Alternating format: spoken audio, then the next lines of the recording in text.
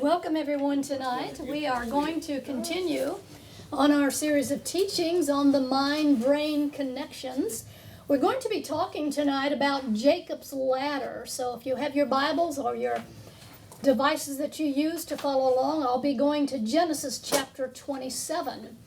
Now we talked about, in our second message, we talked about Jacob and Esau, and I shared with you how that Jacob would represent the spirit thoughts of the right hemisphere of the brain. That's what the right hemisphere represents. And we talked about the fact that Esau represents that which the left hemisphere of the brain represents, which is carnal thoughts. When things come and tempt you or make suggestions to you, if you think according to the realm of appearance, what you are doing is using the left hemisphere of the brain.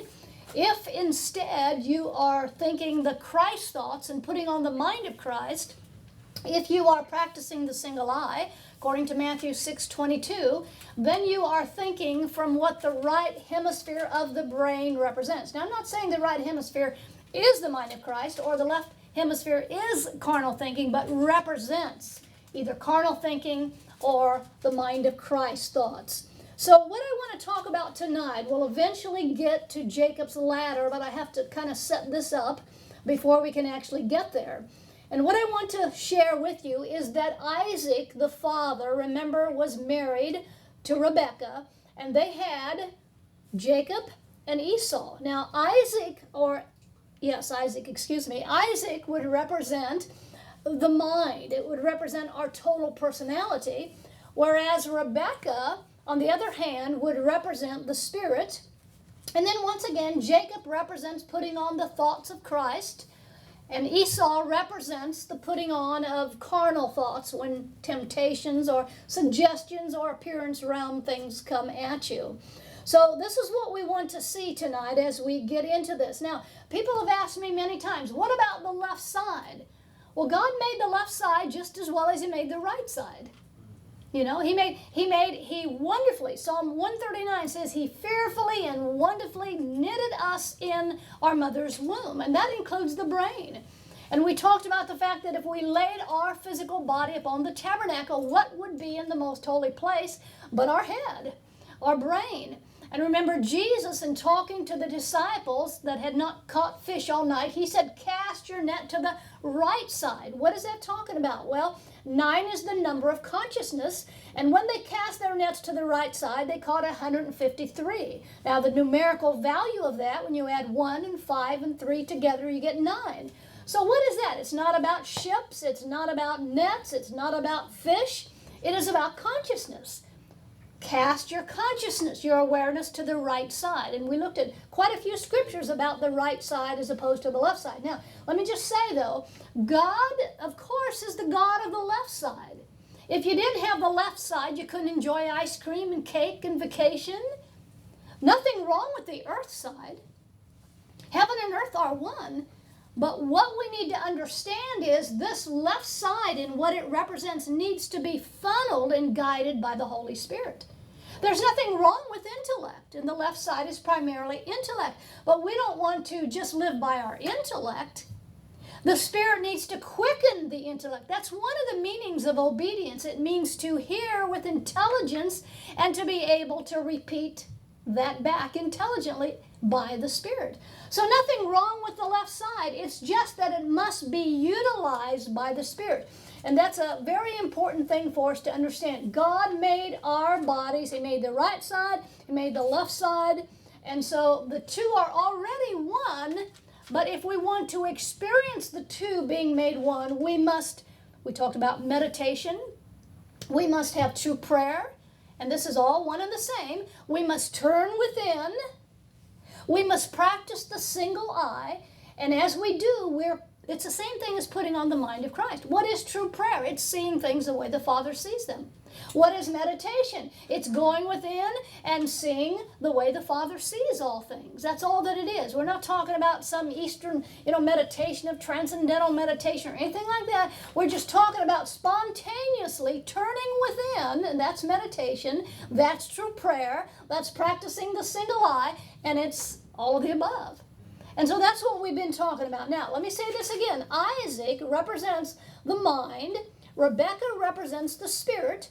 Jacob represents putting on the mind of Christ or the spirit thoughts, and Esau, which means red and means flesh, represents thinking the thoughts of the left side. As I said, when a temptation or suggestion is made to you, you will either look at that through the eye of the Spirit, like David did with Goliath, or you will look at that temptation and that suggestion through carnal thoughts. If it's a doctor's report, you may say, if you're looking from the left hemisphere and what that represents, you might say, well, the doctor said I have 6 months to live. I guess I have 6 months to live. Or if you're tempted by your bank account, you're thinking, well, I don't know if I can pay my bills this month. That's thinking out of the carnal thoughts rather than putting on the mind of Christ, that God is my all in all. My Father is my finances. He's my health. He's everything, you see. Now, what was happening here, what was taking place here in Genesis chapter 27 is simply that Rebekah, the spirit, and Jacob were trying to trick Isaac into giving Jacob the blessing. And remember what they did? They got a hairy garment and they put it on Jacob because Isaac was half blind. And so Jacob comes in with his hairy garment, and when Isaac touches him, he thought that he was Esau who was supposed to get the blessing.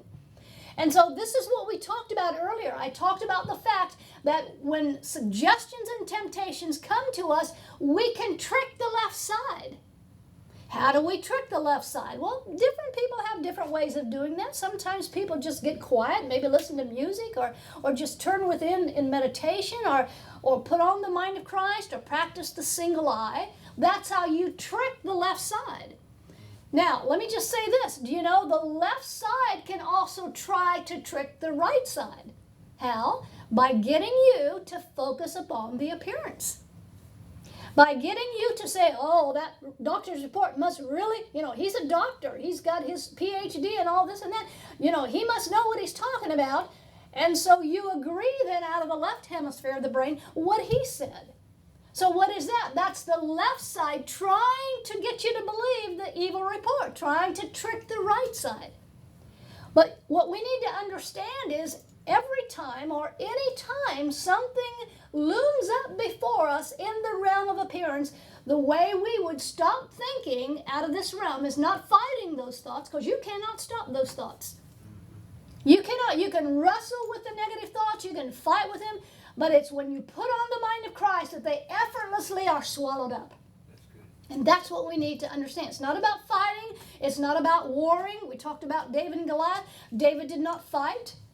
Remember what he did? He had 5 smooth stones that he got from the brook, and those represent the 5 senses, and he took one and separated it out of the 5. In other words, and I believe the one that he took out was eyesight, and he no longer looked at Goliath through natural eyesight, the eyes on his head, but he looked at Goliath by practicing the single eye and lifting that one stone out of the other 5, and he saw Goliath as a non-power. He saw Goliath through the eye of spirit. He saw Goliath by putting on the mind of Christ, and Goliath was no challenge to him whatsoever.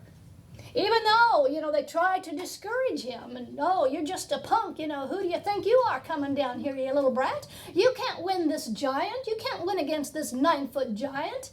But he would not listen. Why? Because he looked at Goliath as a non-power. He looked at him through the eye of spirit.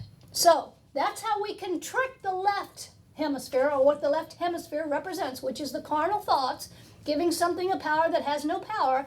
We can trick the left hemisphere, those thoughts, by turning within, by exercising the single eye. See, what did Jesus say in Matthew 6:22? If your eye be single, your whole body will be filled with light. So now, there's a real enmity now between the left and the right when there's a temptation that comes up. And let me give you a scripture for that. In Galatians chapter 5 and verse 17, it says, for the flesh lusteth against the spirit, and the spirit against the flesh. Listen, and these two are contrary one to another.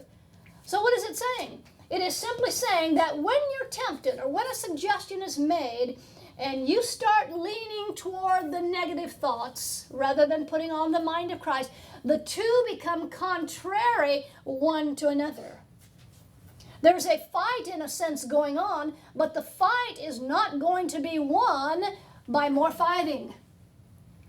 Not even by resisting. Jesus said, resist not evil. But it's going to be won by us simply turning within, practicing the single eye, putting on the mind of Christ, true prayer, meditation. They're all the same thing. It's going to effortlessly swallow up all of those thoughts. You know, people say today, if you're having a thought you don't want to have, hold your breath for about 5-10 seconds. Have you ever heard that before? Do you know that you can stop, even in the natural, a thought by just holding your breath for 10 seconds? Or try to hold it 30 seconds and, see what happens. Or maybe 3 minutes, and you won't have to worry about having a thought ever again. But no, honestly, this is what people say. If you can hold your thoughts, if you're having thoughts, if you can hold your breath for about 5 seconds, that thought will just begin to leave. So what are we seeing here? We're seeing in Jacob and Esau and Isaac and Rebekah, what we're seeing is the same scenario that we see with Cain and Abel. Remember, Cain kills Abel. Well, what does Cain mean? What did he present to God? He was bringing something that he dug up out of his head. Right? Maybe string beans or lettuce or something. That's what he was presenting to God. It represents something he dug up out of the left hemisphere of his brain, whereas Abel brought thoughts. Abel brought a sheep. He brought an animal. And sheep represent, we found out in our David and Goliath message, sheep represent thoughts. So Abel brought the thoughts of Christ, and God received that. See, remember David, it says he left his sheep when he went toward Goliath. What did he do? He left the thoughts of the left hemisphere of the brain. He left all the thoughts of thinking, well, I can never beat this 9-foot guy. Now, in Romans chapter 8 and verse 7, it tells us there that the carnal, now you don't have a carnal mind, we have the mind of Christ, but we can think carnal thoughts. We only have one mind. There's only one mind, just as there's only one spirit and one power. There's only one mind, and it's the mind of Christ. But it says in Romans 8 and verse 7 that you can think carnal thoughts, and the carnal thoughts are never subject to the law of God, and they never will be.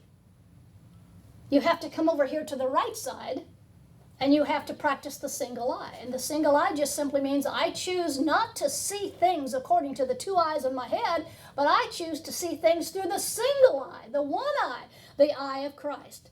Have you ever noticed that Jesus at times even said himself, if you have ears to hear, and I think we talked about this last week, ears, sometimes you hear by the Spirit when you hear by ears, but sometimes you hear in duality. But when you get into Revelation, he says, he that hath an ear, see, an eye to see, and an ear to hear. That's when you no longer hear mixed. Sometimes you hear in duality, sometimes you hear by the Spirit. But you have an ear to hear. Your heart's been circumcised, your ear's been circumcised.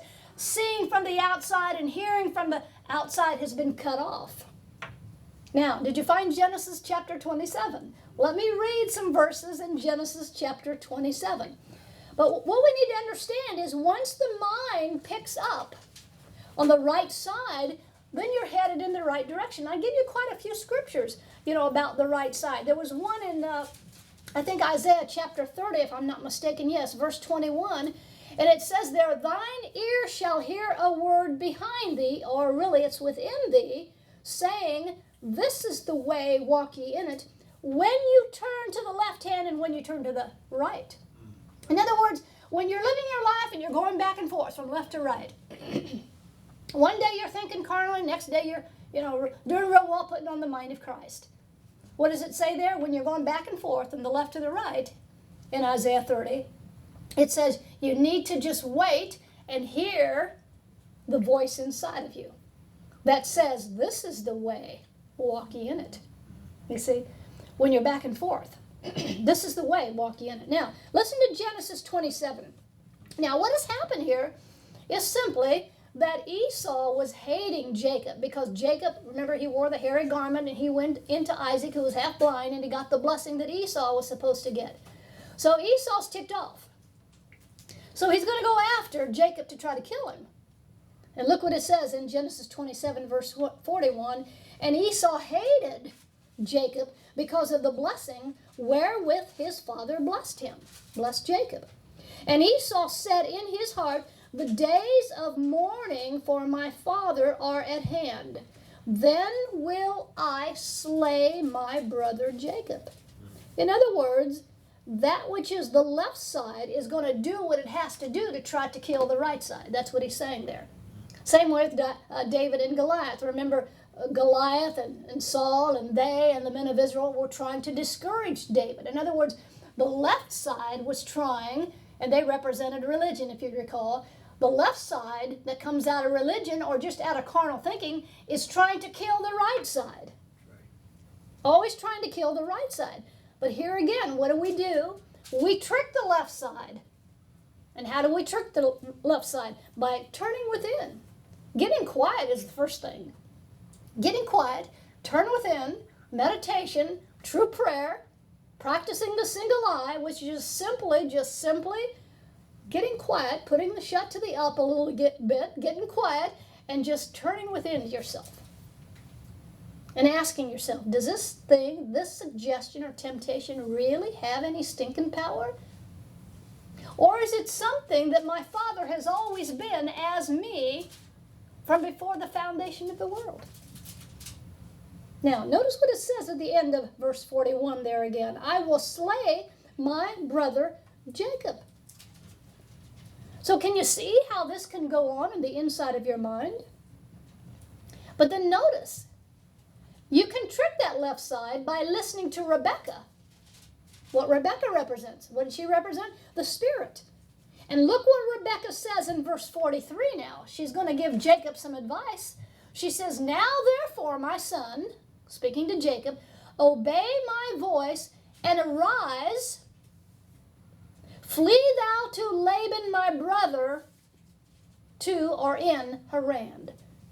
So the inner conflict brings us to the point of the spiritual awareness. And if we'll turn within and listen, this is what you'll hear. You must separate from the thoughts of the left hemisphere. If you don't separate from the thoughts of the left hemisphere, you're going to give something a power that never really had a power. See? And isn't this what we try to do? And this is what Jacob did. Remember, we read it in our second message on Jacob and Esau. Jacob tried to figure all kind of things out to keep his brother from attacking him.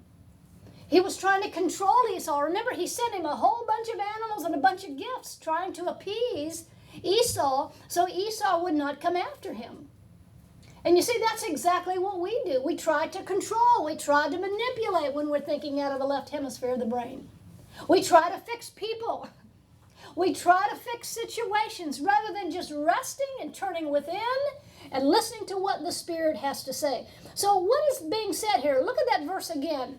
In verse 45, 43, it says, therefore, my son, talking about, or to Jacob, obey my voice and arise and flee thou to Laban, my brother, in Haran. Now, Laban simply means, if you look that up, it means white. And Haran means mountain. So Rebekah the Spirit is telling Jacob, when Esau's mad at him, ticked off at him, and going to try to kill him, you need to flee to the white mountain. That's what the Spirit is saying. That's what Rebekah the Spirit is saying to her son Jacob. You got to separate yourself, Jacob. And what is that referring to? Thoughts. You have to separate yourself from the thoughts of the left hemisphere when a situation arises in your life, and you got to put on this mind of Christ. So Rebekah, the Spirit is saying, Jacob, you got to separate yourself, and you got to flee to the white mountain. In other words, set your affection on things above. Turn within. Meditate. True prayer. Practice the single eye is what she is saying. So you see, all of these stories, and this is why I said when we began this series, what we're going to do is we're going to look how that every character in the Bible represents something that is happening in you and I. Let's not focus on the historicity of the Old Testament. Now, I'm not saying that it didn't happen. I'm simply saying it's happening now within a people. And if we can see that every character, we could teach on Martha and Mary, and we could teach on Joseph and the brothers, we could teach on Joshua and Caleb, and the others that went to spy out the land. We could teach about Naomi and Ophrah. Orpha, is that how you say that? We could teach on Esther and the Jews. We could teach every story in the Bible can be taught using this chart of the left hemisphere and the right hemisphere, because when they had situations in their life, they came to the place to where they either had to think out of the mind of Christ and have victory, or they thought out of the left hemisphere, the carnal thoughts, and they had defeat. It works. I don't care what story you take in the Bible, it works. And so what we need to understand is these characters are happening within us. They're happening within us.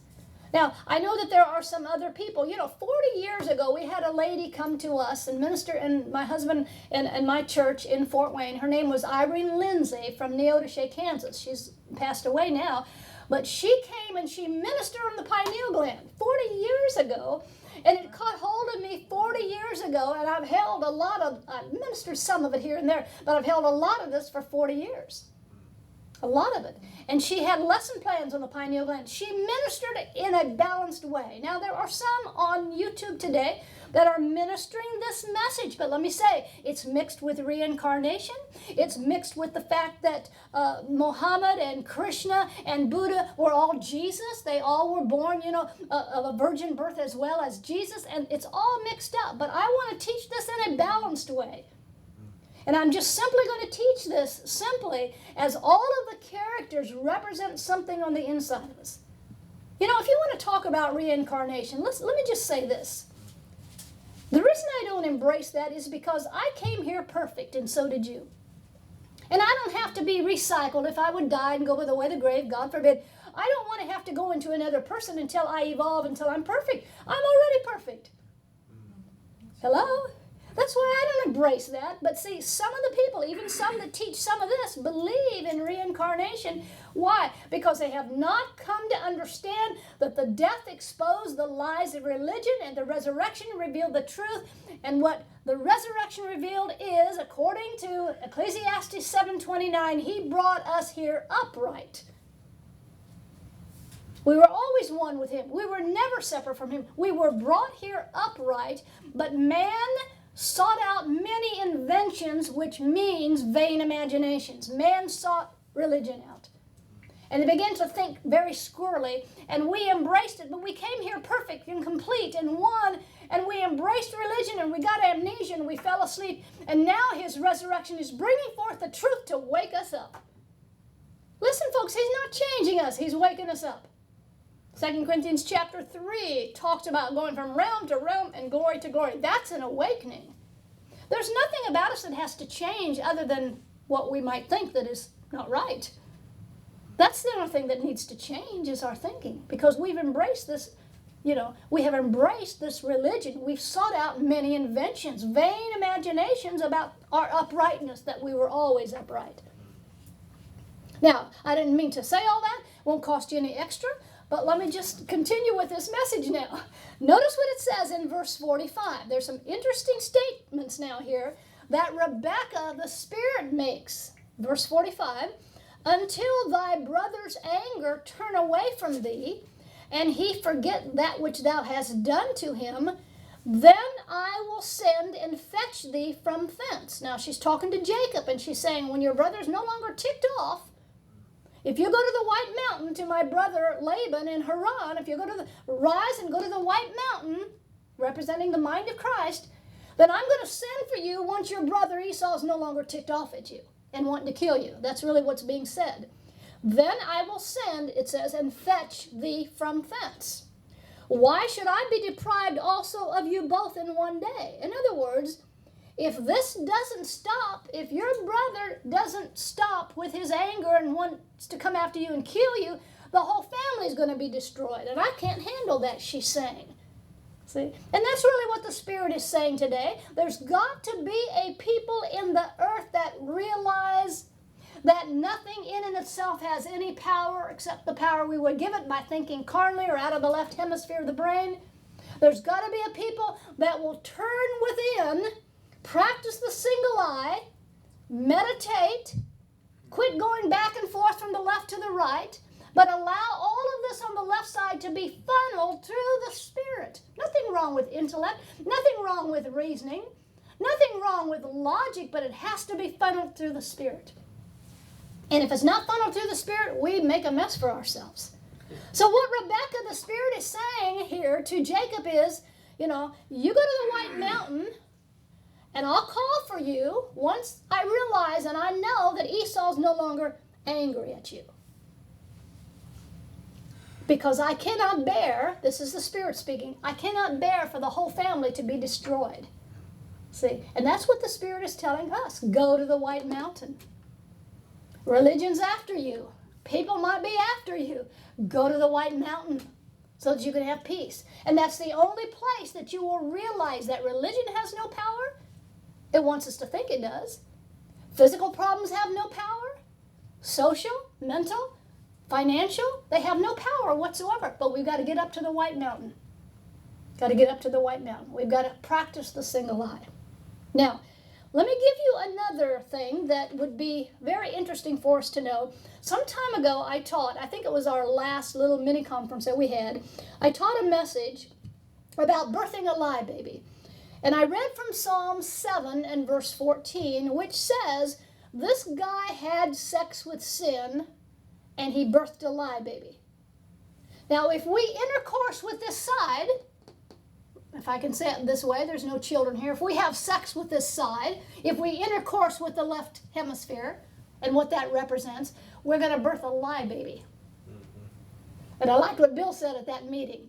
We're now beginning to birth because we're thinking out of what this right hemisphere represents, and we're beginning to birth a truth baby rather than a lie baby. See? Because listen, as a man thinks in his heart, so is he. That'll be his experience. It'll be a carnal experience. It'll be an experience of death if we have sex with sin, mistaken identity. If we intercourse with the left side, we're not going to have any victory experienced within our life. Now, there's a strange woman. When we read in the scripture where it talks about the strange woman, woman or women can represent our awareness because that's a feminine principle of our being. But the Bible does talk about strange women. It talks about strange women. And hang on to where you're at and go to Genesis 24, verses 2 and 3. Strange women. The strange woman would be what? Since woman is a word that denotes consciousness and awareness, a strange woman would be to have a consciousness or an awareness of the left hemisphere and what that represents. To intercourse with the thoughts of the left side. That's the strange woman. And here in Genesis chapter 24, hang on to where you were before there because we're going to go right back to Genesis chapter 27. But here in Genesis 24, 2 and 3, Abraham is saying that he does not want to have any of his sons marry a Canaanite woman. Let me read it. And Abraham said unto his eldest servants of the house that ruled over all that he had, I pray thee, put thy hand, I pray thee, under my thigh, and I will make thee swear by the Lord, the God of heaven, now listen to this, and the God of earth, that thou shalt not take a wife. Now that's talking about awareness and consciousness. Take a wife unto my son of the daughters of the Canaanites, among whom I dwell. Now, what is being said here is, Abraham is saying, I do not want my sons to intercourse with the left side, with the carnal thoughts, with a defeating consciousness, with a defeating awareness. That's all he's saying there. I don't want my sons to take a wife of the Canaanites. That's the strange woman. See, and the strange woman to us would be what? An awareness, since the awareness is in the feminine principle of our being, the strange woman would be thinking out of the carnal realm, having an awareness of carnality, thinking thoughts when things appear to be making suggestions to you or things appear to be coming against you. The strange woman would be you giving something power that never really had any power, and by thinking out of the carnal realm. Now, back to Genesis 27 and verse 46. Now, I shared with you how that when the encampment, the tribes were encamped around the tabernacle, you had in the north, you had Dan, in the south, you had Reuben, in the west, you had Ephraim, And on the right side, or the east, which is the dawning of the new day, you had Judah. Dan represents emotions, being led by the emotions of the left side. Reuben represents being led by the physical of the left side. And Ephraim represents being led just by the natural intellect.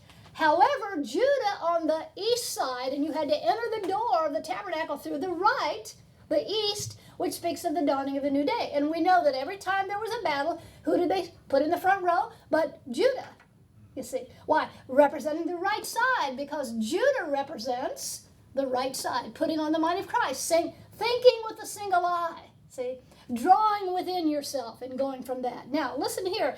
In Genesis 27:46, we see the same thing which Rebekah said as Abraham did.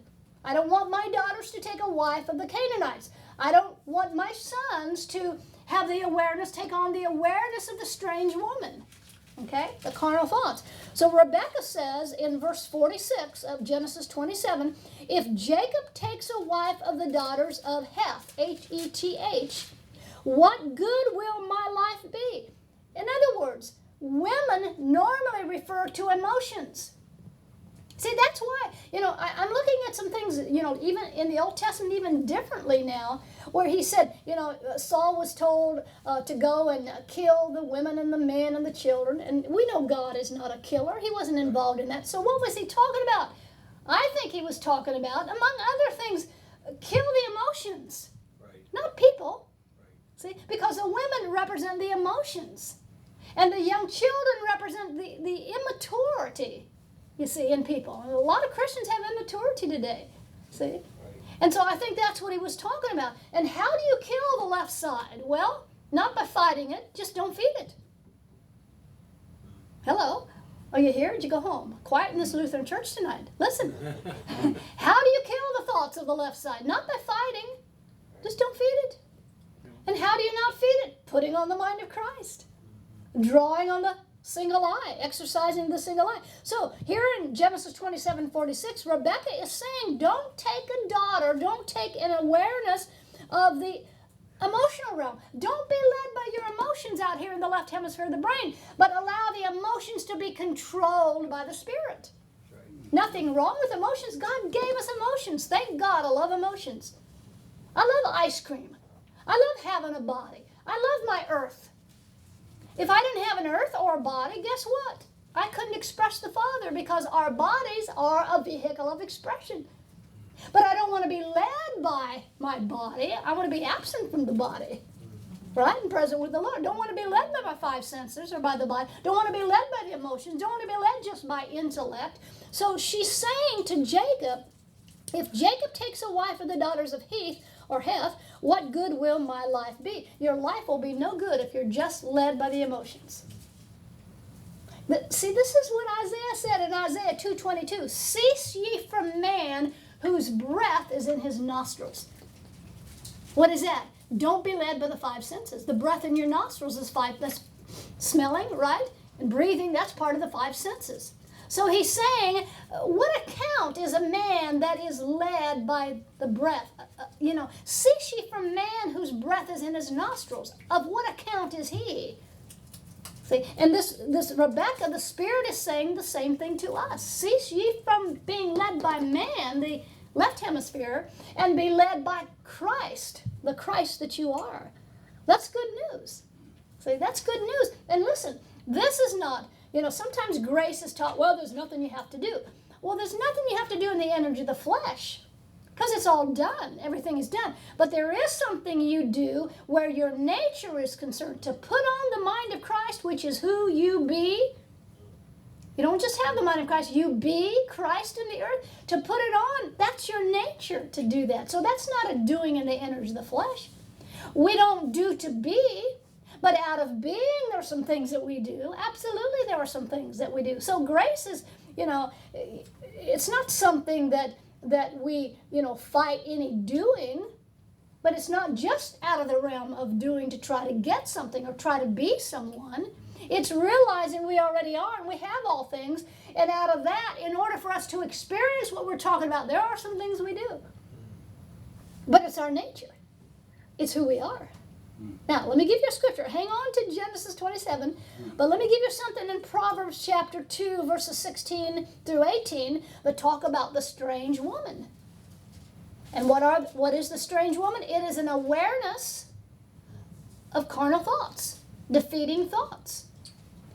Abraham said, I don't want any of my sons to take a wife of the Canaanites. I don't want them to intercourse with the left hemisphere. Rebekah the Spirit said the same thing to Jacob. I don't want you to take a daughter of Heth. I don't want you to think out of the lower thoughts, the lower consciousness. I want you to go to the White Mountain. That's what I want you to do. That's what the Spirit Rebekah is saying to us. Go to the White Mountain. We all have problems on a daily basis. We all face stuff, right? Stuff, a whole lot of stuff. There's not a day that goes by, Dave, that I don't experience some stuff, and I have to think out of the mind of Christ and look at that stuff through my single eye instead of the eyes on my head. Now look what it says in Proverbs 2. I'm feeling really lit tonight. I don't know about you. Proverbs chapter 2, 16 through 18, talking about the strange woman.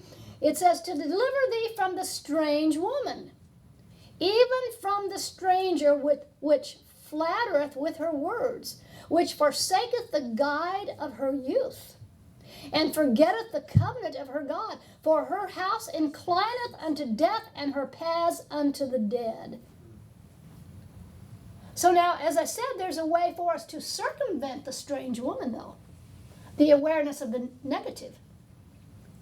And we can trick, again, as I said, we can trick that left hemisphere, not by fighting it, not by resisting it. You know, Jesus said it's not that which is without that defiles the man, but is that which is within. That which is within your awareness. Is the left hemisphere in your awareness, or is the right hemisphere and what that represents in our awareness, which is the mind of Christ? Now, back in Genesis chapter 27 or 28, let's look at chapter 28 of Genesis chapter 1. So just as Isaac learned about the strange woman and brings Jacob, our child of promise. See, that's what we're doing. We're bringing our child of promise, you see, to Rebekah, the Spirit. And look what it says here in Genesis 28:1. And Isaac called Jacob and blessed him and charged him and said unto him, thou shalt not take a wife of the daughters of Canaan. Well, this is the same thing. Isaac is charging Jacob after he blesses him and tells him, do not take a wife of the daughters of Canaan. Don't intercourse. Don't have sex with sin and birth a lie baby is what he was saying. See? Don't intercourse with the left hemisphere of the brain. Don't allow your awareness, you see. Don't be married to this side. Because you know what? We're married to the mind of Christ already. We're one. But you know what? We want to experience that and walk in that experientially. And that's why we must practice the single eye. Now look what he goes on to say then in verse 2. He said, arise, go to Pandanaram. And that means the high place. Get thee up and go to the high place. Get up to the White Mountain. Set your affection on things above rather than things of the earth. That's what's being said here. Verse 2 continues, to the house of Bethuel. And Bethuel means the house of the virgin. A virgin consciousness. What is a virgin consciousness? A virgin is one that's not been touched by man. So a virgin consciousness is one that's not been taught by man-made religion. No. I'll say it again. The virgin consciousness is this side that has not been touched by man-made religion. And that's what he's saying here. Go to the house of Bethuel, to the house of the virgin. Revelation talks about the virgin mind, right? One that's not been touched by religion. Now, we've all been touched by religion, but we don't have to stay there, right? We don't have to stay there. Then he goes on to say in verse 2, thy mother's father. What does that mean? That means the house of divine purity. How many know, is it in Titus where it says, to the pure, all things are pure? To the pure, all things are pure. Meaning what? When you know you are the purity of Christ, you look at all things through the mind of Christ over here in the right hemisphere. See, to the pure, all things are pure. Then he goes on and he says, and take a wife from thence of the daughters of Laban, thy mother's brother. In other words, take a wife from the desires of Laban, the pure mind. Start joining yourself with that which is the feminine principle of the higher spiritual consciousness. See? Begin to draw out of, rise to the place of the virgin consciousness, the place of absolute purity and perfection, which is the place of Laban, which means whiteness, the white mountain. Now hang on to that and go to Revelation 2:17.